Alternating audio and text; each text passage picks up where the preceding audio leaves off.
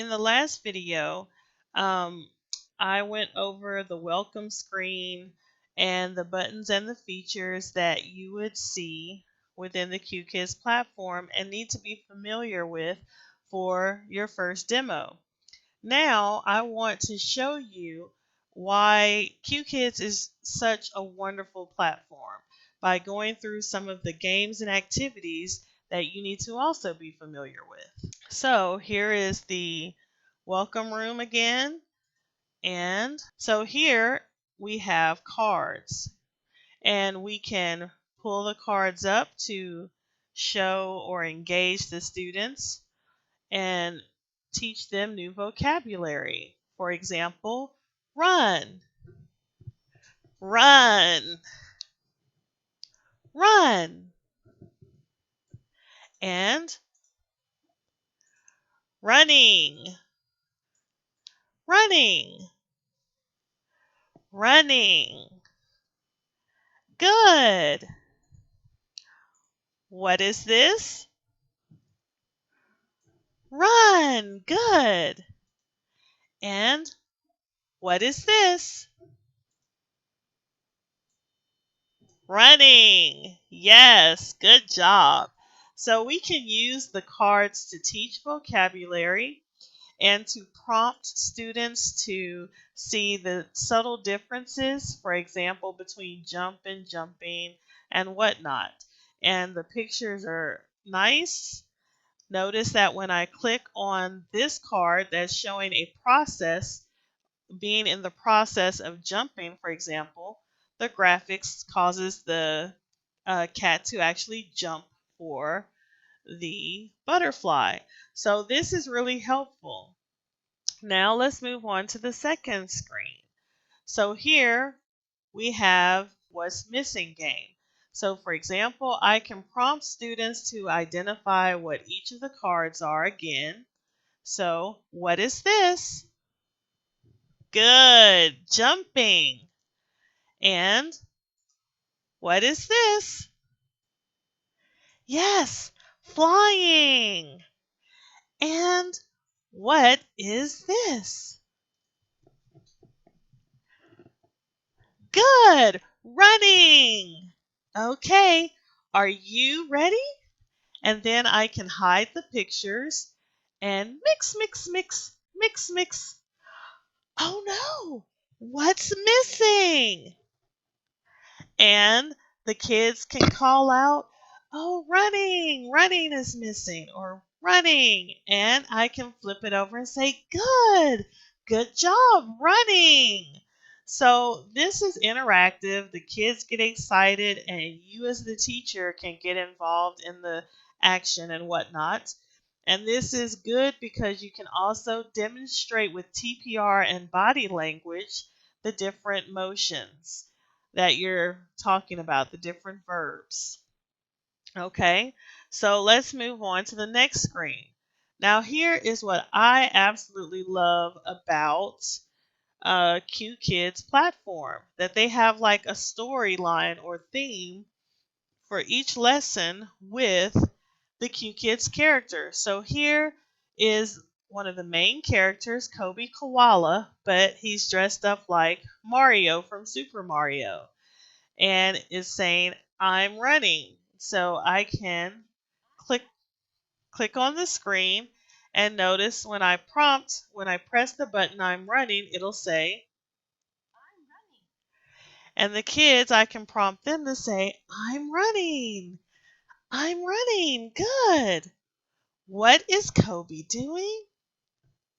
Running. And I can also put the kids up on the screen. So let's say that girl is not pronouncing um, running correctly. I can put her up on screen so I can better hear her and correct her.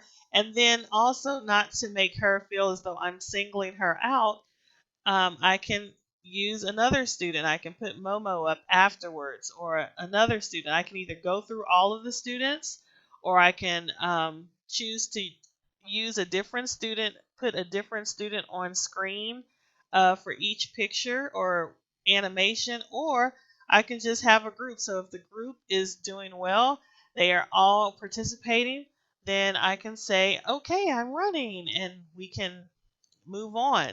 And so once they all recite, I'm running, then I can press repeat. And this is going to show further animation. Oh no, Kobe! So this is showing Kobe falling into the hole. And as a teacher, I can interact with that. I can be a part of the story, and that prompts the kids to be engaged as well.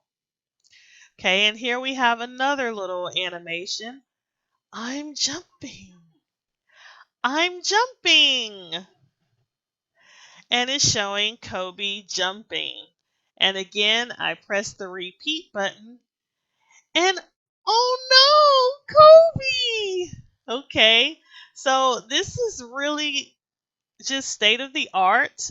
Some of the stories are simple, like this one, and others are a little bit more elaborate, especially as the students get into higher levels. But it really is very good. We can also ask additional questions, so we can expand on vocabulary. What is Kobe wearing? What is this?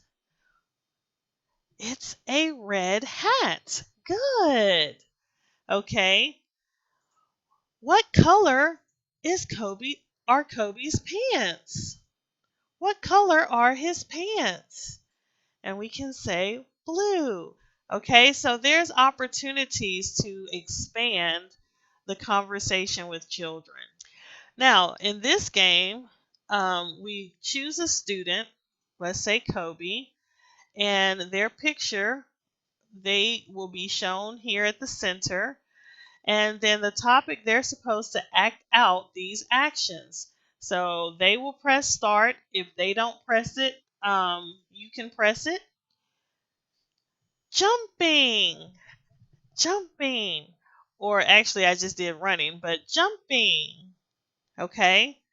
And so they can act it out. And so they can either jump or make the hand motion with their hand. And when they act it out, you can reward them. And Momo now is at the center. And they can press start or you can. Running. Good. Running. Act it out. And running. And then you can award them. Now notice at the reference, notice that you have information. Select a student.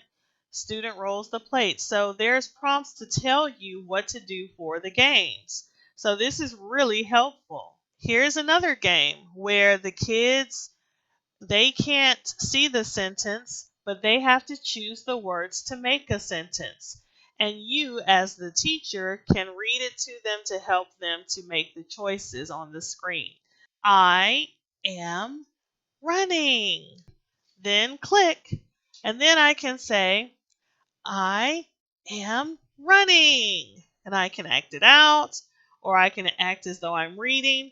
I am running. And then they'll click. They'll click the answer. Let's say I have a student that hasn't clicked yet. I can say, did everyone click? Good, right? So I can prompt everyone to make an answer choice. And they can go through each of the sentences. He is jumping. He is jumping. Okay? And so when I tell them he is jumping, they can click on the sentence. And again, I can reward them with diamonds. Now, at the end, once they've chosen all of their sentences, there's a review. So I can mute the buttons for each of the student individual volumes, and I can say something like, Kobe, please read. And then I can prompt him and he'll read, I am running. And I'll be like, good. And I'll award an individual diamond. Now, this all depends on time and pacing. So sometimes I will choose the individual students to read the sentences by themselves. And I find that to be easier for me because I can hear that student and it's not all of these voices at once. But then other times, depending on time, depending on the student's reading ability, I'll have them to read all at once and I can discern or determine, okay, they're doing it. They're reading the sentence correctly. Now, we have this activity. This is a group activity. I can put students on screen individually to ask them what's Kobe doing, or as a group activity, I can just go through the prompts. So, what's Kobe doing? And I can click on running. What's Kobe doing? And I can prompt the students to say, he is running. Okay. If I want them to see the words, I can also type, he is running. Or if I want to prompt the students to use complete sentences, I can just say he is, and then he is, and they can insert running. Okay? So it prompts them on how to begin their sentence, but it prompts them to use full sentences. He's running, he is jumping, he is walking. So I can use walking, jumping. He is flying. I can use my TPR to show he is flying. And he is swimming. So really cool graphics, really interactive and engaging for the students. And then I can click on the vocabulary quiz and I will choose an answer and say running. And I will prompt students to click to choose running. Then I can go through and say walking, and they will choose walking. And I can just go through all of them, each answer choice, choosing it, and then giving them the opportunity to click through. Then I'll click on focus sentences. When I click on a name, it brings up that individual student, and I can ask them, what are they doing? And as they speak, they are jumping. I can type. And then at the end, this allows us to see the children's results or answer choices and whether they chose the correct vocabulary words. And then finally, we return to the original animation, and you should be able to see growth in terms of the vocabulary that they're able to use as you prompt them into a discussion. So at the beginning, maybe they didn't know jumping, or maybe they weren't able to say that Kobe is wearing a hat. But by the end of the lesson, they should be able to say that Kobe is jumping. Or he's big. So these are all wonderful features on the Qkids platform. Notice I used TPR, but notice the kids were engaged because they had to click, they had to read, they had to speak, and they had to act the motions out. And I didn't have any props. Okay. And then at the end, there is the leaderboard. So this is where you can cheer the kids on, telling them that they had a good job. They should have between 50 and 75 diamonds at the end of the lesson. I try to make sure that they all have the same amount of diamonds, or if there's a difference in the diamonds, that is only a difference of maybe between 2 and 5 at the most. And for each student, you can put them up on the leaderboard or the screen, and I just choose 3 stickers for them. I'll say, good job, Kobe. Good job, Momo. Great work. Diamonds and trophy and full marks. And then I'll prompt them to say, to choose their own sticker. Kobe, what sticker would you like? And they'll tell me maybe they want Spider-Man, or maybe Momo, she's on the screen, maybe she'll want a balloon. Okay? And I do that for each child. Okay? And then after that, notice they have their evaluation.